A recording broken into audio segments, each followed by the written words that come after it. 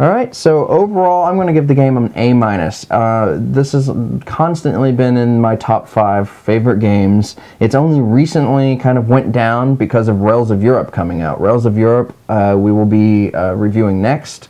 That will be our next game that we'll cover. And it's kind of an expansion of Railroad Tycoon, but they really improved a lot of the stuff. And we'll get into that in the next episode. But an A-, solid A-, and I can't recommend this game enough.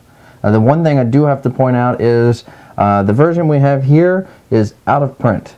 All they have now is Railroad Tycoon International version, which is basically a whole bunch of pieces that they had left laying around from different countries, and so they put them all in one box.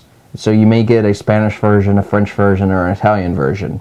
And that's not really going to affect how you play. I mean, obviously all the tiles and the trains are all going to be the same. And most of all, what you need to know about the money is the value, 1,000, 5,000, 10,000. All you need to know about the trains is level 4, level 3, and how much it costs. All that's still going to be in English. I mean, you're still going to be able to understand it because it's numbers. Same with the shares. 1 share, 2 shares, 1 share, 5 shares, or 10 shares. You're not going to have any problems with that.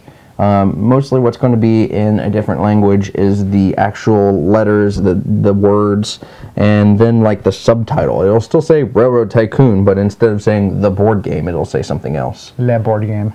Yeah, something like that. What was your overall rating? My overall rating was an A- as well. It's an extremely fun game. I love it. I get urges to play it all the time. I can't play it enough, actually. I try to get more of my friends into it, but it's very large, and it's kind of hard to play without a very, very, very large table. And therein lies the minus. I will point out that I don't think we've touched the game since Rails of Europe came out. We haven't.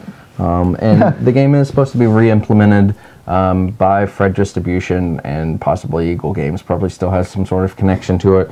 They're going to be renaming it. Last I heard, it would be Rails of the World, and then also Rails of the Eastern United States. Rails of the World would be the base game, and you'd get all the components, all the trains and pieces and stuff, and then Rails of the Eastern United States would just be the Eastern United States board, as well as probably different cards. And so yeah, that's another point. The different cards that you get, we have the Tycoon cards, we have the event cards. The international version still has those in English, so that would be the big thing that you can't have in a foreign language. So as far as I've seen, they're still in English. So look around, do some shopping. It is available at thoughthammer.com, international version. It did fix a lot of the board warping and color issues that we discussed. So that is one of the big pluses of the international edition. So take a look at it and see what you think. But otherwise, you know, we can't recommend this game enough.